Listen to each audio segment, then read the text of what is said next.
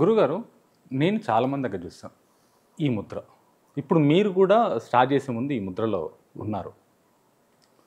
నేను చాలామంది అమెరికన్స్ దగ్గర, ఇంగ్లాండ్ వాళ్ళ దగ్గర, పెద్ద పెద్ద వాళ్ళ దగ్గర కూడా చూసా. ఇంటర్వ్యూలో కూర్చున్న వాళ్ళు మాట్లాడినా ఈ ముద్ర పెట్టుకొని కూర్చోవడం. ఇప్పుడు మీ దగ్గర కూడా నేను ఆ ముద్ర చూస్తున్నాను. ఎందుకు ఈ ముద్ర పెడతారు? దీని మీనింగ్ ఏంటి? అసలు దీనివల్ల మనకేమొస్తుంది? అసలు ఏమైనా శక్తి వస్తుందా, లేకుంటే ప్రశాంతత వస్తుందా? ఏంటి అసలు ఇది? ఇది జీవితత్వానికి చిహ్నం. వేళ్ళు ఇది పరమాత్మ. ఈ జీవాత్మ పరమాత్మ. ఈ జీవాత్మ ఎప్పుడూ కూడా ప్రపంచానికి అభిముఖంగా మన యొక్క మానసిక స్థితిని తీసుకుని వెళ్తుంది. ఈ వేలు ఎప్పుడూ కూడా అంతరంగ ప్రయాణానికి, ఆధ్యాత్మిక ప్రయాణానికి ఉపయోగపడుతుంది. అందుకే జీవాత్మ పరమాత్మ ఈ రెండింటిని ఐక్యం చేసేటువంటి ముద్ర ఇది జ్ఞానముద్ర. ఎప్పుడు కూడా వేళ్ళు, ఈ శరీరం అనేటువంటి ఒక సాధనం. సాధనం అంటే ఇట్ ఈజ్ అన్ ఇన్స్ట్రుమెంట్. ఈ శరీరం కూడా మీకు ఇన్స్ట్రుమెంట్. మీరు దీని లోపల ఉన్నారు, గుర్తుంచుకోండి. జీవుడై ఉన్నారు. ఈ జీవుడు వెళ్ళిపోయిన తర్వాత ఈ శరీరం ఒక క్యాప్సిల్ లాగా పక్కన పడేయాల్సింది. అంతే. ఒక పనికిరాని గ్యాడ్జెట్. ఓ బల్బ్ లోపల విద్యుత్ ఉన్నప్పుడు, ఆ ఫిల్మెంట్ ఉన్నప్పుడు వెలుగుతుంది. ఆ ఫిల్మెంట్ లేకపోతే ఏ విధంగా పడేస్తాము. అలా జీవాత్మ, ఈ శరీరం వేరు, జీవుడు వేరు, ప్రాణం వేరు, వాయువు వేరు, ఆ గాలి వేరు, శక్తి వేరు. అలాగే జీవాత్మ కాకుండా పైన ఆత్మ వేరు. ఆత్మ తర్వాత పరమాత్మ. అర్థమవుతుంది? ఈ విధంగా మీరు అడిగిన ప్రశ్న ఏమిటి? ఈ ముద్ర గురించి అడిగారు. ఈ జీవుడు అనేటటువంటి వాడు దేవుడిలో ఐక్యం చెందడమే పరమాత్మ. ఇది ద్వైత సిద్ధాంత పరంగా. అయితే ఈ శరీరం అనేటువంటి గ్యాడ్జెట్కి యాంటీనా అంటే శక్తిని విడుదల చేసేటటువంటివి, శక్తిని తీసుకునేటటువంటివి ఇవి. మీరు ఒకసారి ఉదాహరణకు చూసినట్టయితే మీరు వేడిని వెంటనే గ్రహిస్తాయి వేళ్ళు ముందు శరీరంలో. అలాగే మీకు చలిని కూడా వెంటనే చేతులు, వేళ్ళు బీసిపోతుంటాయి. మీరు హిమాలయాల్లో చూస్తే ముందు వేళ్ళలోంచే వెళ్తుంటుంది. అలాగే మన చుట్టూ ఉన్నటువంటి అదృశ్య శక్తులన్నీ కూడా వేళ్ళలోంచే ప్రవేశిస్తుంటాయి అన్నమాట. అంచేత వేళ్ళని మనం ఏం చేస్తాం? శక్తి కేంద్రాలకు వెళ్ళినప్పుడు దగ్గర చేర్చేస్తాం. దగ్గర చేర్చేసినప్పుడు ఏమవుతుందంటే, ఇలా చేసినప్పుడు చూడండి, ఒక కొనికల్ షేప్లోకి వస్తుంది నమస్కారం అనేటటువంటి. అప్పుడు ఈ వేలు నుంచి అన్ని వేళ్ళు కూడా 5 ఎలిమెంట్స్ ఉన్నాయి. అంటే పంచభూతాలు ఉన్నాయి. పృథ్వీ, జల, అగ్ని, వాయు, ఆకాశం. ఈ 5 తత్వాలకి 5. ఈ 5 కలిస్తే పంచము. పంచమే ప్రపంచం. ఈ అంటే ప్రకర్షయతి పంచమం. అంటే 5తో తయారైంది ప్రపంచం. ఈ ప్రపంచంలో ఉన్నటువంటి శక్తి ఏదైతుందో ఆ శక్తి ఈ పాంచభౌతికమైనటువంటి 5 వేళ్లతోటి స్వీకరించబడుతుంది. అదృశ్యంగా ఉండే శక్తిని స్వీకరించబడుతుంది. కాబట్టి ఎప్పుడు ఏ శక్తి కేంద్రానికి వెళ్ళినా ఇలా జోడించిన వెంటనే ఇది నెగటివ్, ఇది పాజిటివ్. 2 పోల్స్ని ఒకసారి పెట్టిన వెంటనే చూడండి, 2 వైర్లు ఉంటాయి మనకి ఒక శక్తి ప్రవాహానికి, నెగిటివ్ అండ్ పాజిటివ్ ఉంటుంది. అలాగే ఇది నెగిటివ్, ఇది పాజిటివ్. అలాగే parasympathetic nerve system, sympathetic nerve system అనే సిస్టమ్స్ ఉంటాయి. ఈ రెండింటిని ఇలా అనగానే ఒక్కసారి ఆ పారాసింపథిక్ సింపథిక్ సిస్టమ్ని ఒకటి చేసి ఎనర్జీని తీసుకునేటటువంటి ఒక ప్రక్రియ ఏర్పడుతుంది. ఇది మన ఋషులు కనిపెట్టారు. సైంటిస్టులు కనిపెట్టలేదు, సెయింటిస్టులు కనిపెట్టారు. సెయింట్స్, ఋషులు. అందుకే ఇది సెయిన్స్. అందుకు మనకి ఎప్పుడూ కూడా ఈ రెండింటిని ఇలా పెట్టి తలని ఇలా ఉంచుతాం.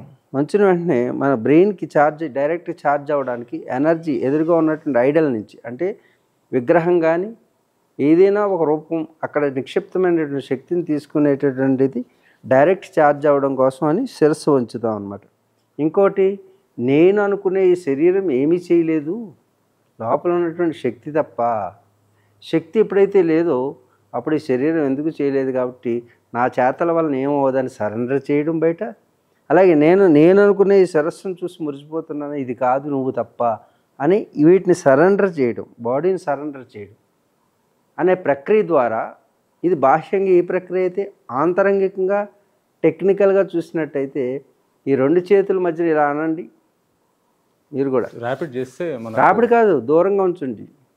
కొద్దిసేపు తర్వాత మనకు ఆల్రెడీ దీని మధ్యలో శక్తి మీరు చూస్తుంటారు.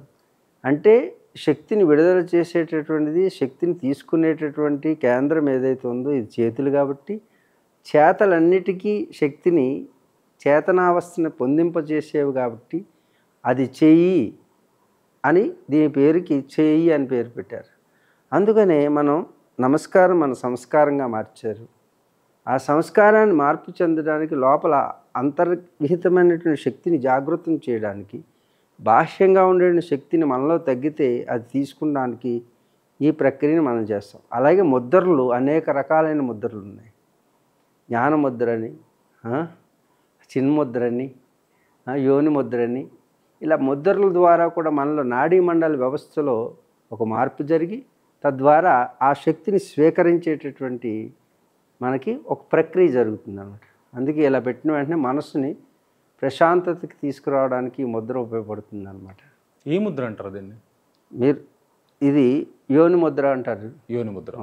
గురుగారు, దీని గురించి నాకు ఒకటి అడిగితే దాంట్లో కావాల్సిన అసలు నమస్కారం నుంచి స్టార్ట్ చేసి ఇక్కడ దాకా తీసుకెళ్లారు.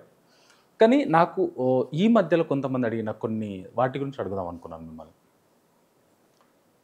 జగన్నాథ యాత్ర గురించి.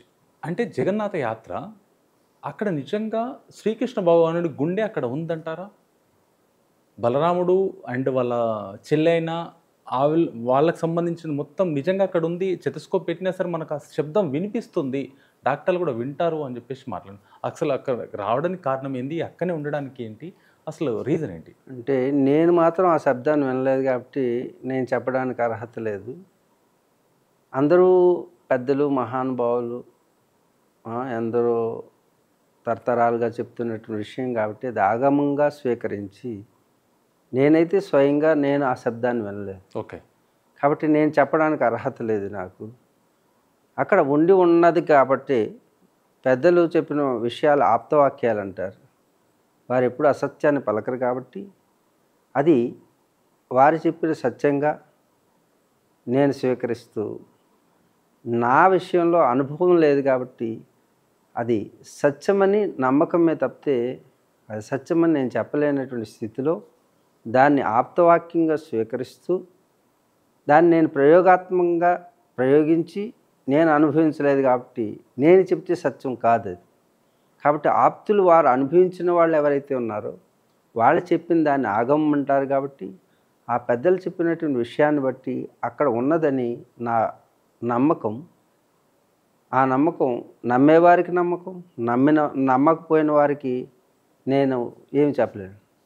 కాబట్టి అక్కడ ఉన్నది కాబట్టే అంతటి భూమండలం మీదే మరి ఎక్కడా జరగనటువంటి మేళ ఆ ప్రాంతంలోనే జరుగుతుంది. అది కూడా అన్ని కోట్ల మంది, అన్ని లక్షల మంది ఒకే చోట భూమండలం మీద గుమిగూడేటటువంటి మేళ ఈ భూమండలం మీద ఎక్కడా జరగదు. అది కూడా చిన్న యాక్సిడెంట్ కూడా జరగకుండా ఏం జరగదు అసలు అక్కడ. అది జరుగుతుందంటే అదే భగవంతుడి శక్తి, అదే భగవంతుడు ఉన్నాడనేటువంటి విశ్వాసాన్ని ప్రతి మనిషిలోనూ ఉద్భవించేటట్టు చేస్తుంది. ఆ భక్తిభావాన్ని మరింత పెంచేటట్టుగా చేస్తుంది. అంచేత భగవంతుడు, కృష్ణుడి యొక్క హృదయం అక్కడ ఉన్నదని నేను కూడా విశ్వసిస్తాను.